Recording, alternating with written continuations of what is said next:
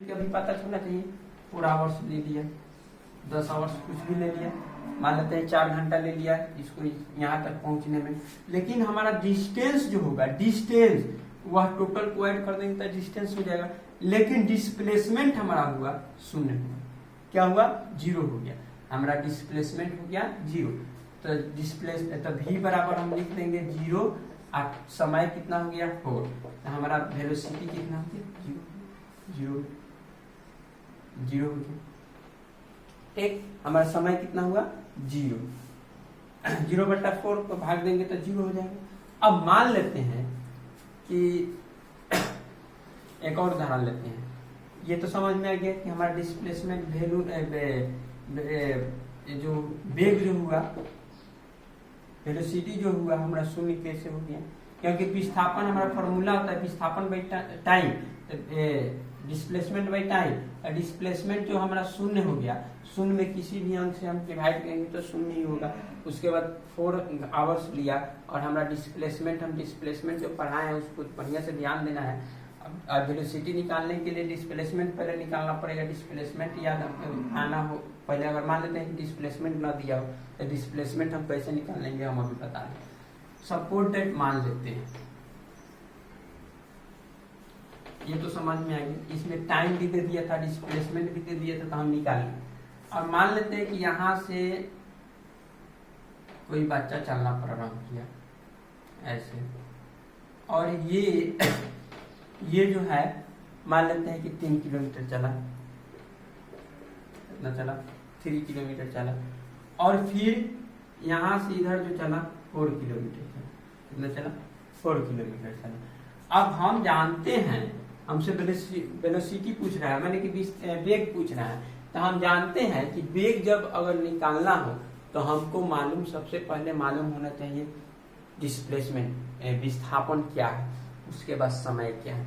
तो मान लेते हैं कि 3 किलोमीटर चला तो कुछ न कुछ तो समय लिया, यहाँ से यहाँ चलने में मान लेते हैं 2 घंटा लिया। 3 किलोमीटर चलने में 2 घंटा लिया।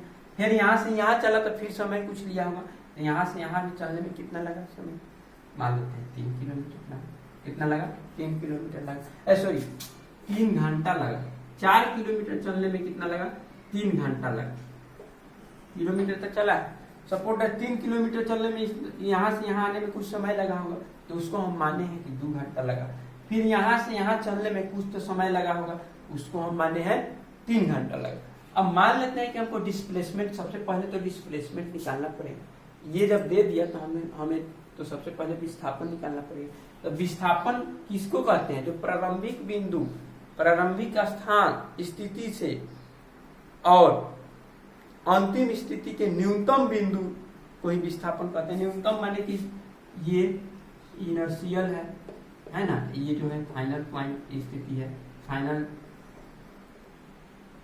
ये फाइनल पोजीशन है, यहाँ से यहाँ आ गया। ठीक, अब मान लेते हैं कि हमको ये निकालना पड़ेगा, पहले डिस्प्लेसमेंट निकालना पड़ेगा, तब डिस्प्लेसमेंट के मान भरेंगे और समय दे दिया है, समय तब डालेंगे, तब जाके हमारा वेलोसिटी निकलेगा।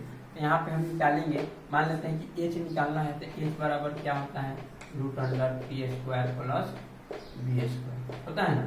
अब h बराबर कितना है, p का मान 3² प्लस b का मान 4² है ना। तो h बराबर कितना होगा h बराबर कितना होगा 9 प्लस 16, तो h बराबर 25 √25, तो h बराबर 5 का वर्गमूल 5 किलोमीटर। अब मान लेते हैं कि ये हमारा डिस्प्लेसमेंट निकल गया। क्या निकला? ये वेलोसिटी नहीं निकला, ये डिस्प्लेसमेंट निकाला, इसका मान निकला। डिस्प्लेसमेंट का मान हमारा कितना आया 5 किलोमीटर। अब हम क्या करेंगे कि अब हम डिस्प्लेसमेंट, तो जब मान निकल गया तो डिस्प्लेसमेंट का मान भरेंगे, कितना भरेंगे, तो v बराबर भरेंगे 5 बट्टा, ठीक 5 भरेंगे और बट्टा टाइम कितना है 2 आवर्स प्लस 3 आवर्स, कितना होगा 5 आवर्स। अब v का मान कितना हुआ 1, कितना हो गया 1। ठीक, अभी हम v का मान निकालने के लिए देखिए, पहले हम डिस्प्लेसमेंट का मान निकालें। डिस्प्लेसमेंट नहीं दिया तो डिस्प्लेसमेंट का मान निकालें, तब जाके डिस्प्लेसमेंट में मान भरे हैं, फिर टाइम तो दे दिया है, टाइम का मान रखे हैं, तब जाके हमें वेलोसिटी निकला है। कोई दिक्कत अब इसका अब ये जो हो गया मीटर प्रति सेकंड में होगा, इस जो वैल्यू आएगा मीटर प्रति सेकंड में होगा। अब हम जानेंगे एक्सेलरेशन क्या है। एक्सेलरेशन क्या है, एक्सेलरेशन के बारे में हम जानेंगे कि एक्सेलरेशन क्या है। ये हम जान गए कि वेग क्या है, वेलोसिटी क्या है। अब एक्सेलरेशन के बारे में हम जानेंगे, इसको मिटाते रहें।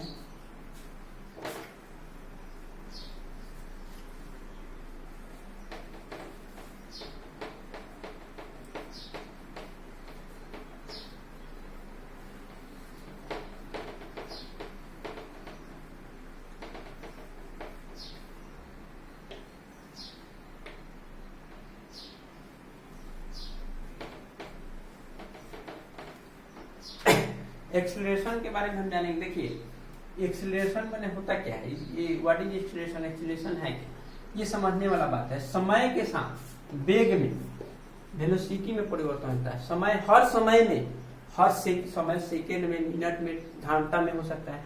हर सेकेंड में, हर मिनट में, हर घंटा में वेग में परिवर्तन की दर को, जो वेग में हमेशा परिवर्तन होता है उसी की दर को हम क्या कहते हैं, त्वरण कहते हैं, एक्सेलरेशन कहते हैं। अब मान लेते हैं यहाँ पर देखना है, इसे यह है, इसका ऐसा ही मात्रक मीटर प्रति सेकेंड स्क्वायर होता है और यह एक सदिश राशि है और इसे छोटा ए द्वारा सूचित करते हैं, छोटा ए द्वारा सूचित करते हैं। ठीक, ये हम लिख लीजिएगा अपने कॉपी में, त्वरण को छोटा ए द्वारा सूचित किया जाता है।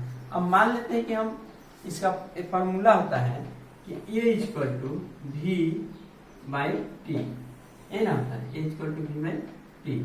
त्वरण निकालने के वेग बाई समय, वेग में जो परिवर्तन हो रहा है यह जो होता है सदिश राशि होता है। वेग जो होता है सदिश राशि होता है, त्वरण भी होता है सदिश राशि।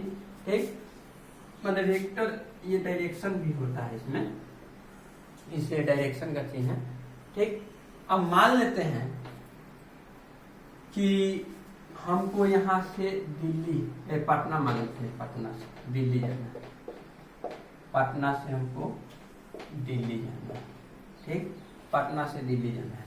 अब हम सपोज दैट मान लेते हैं कि 1000 किलोमीटर, 1000 किलोमीटर है और इसको पटना से दिल्ली जाने में हमको 10 घंटा लग रहा है। कितना लग रहा है, 10 घंटा लग रहा है।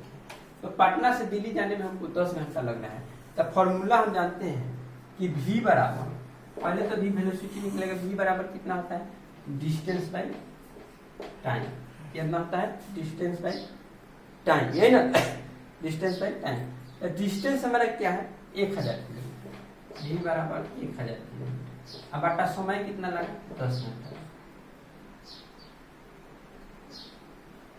10 से 1 कैंसिल हो जाएगा, तो हमारा v का मान हो गया 100 किलोमीटर प्रति घंटा।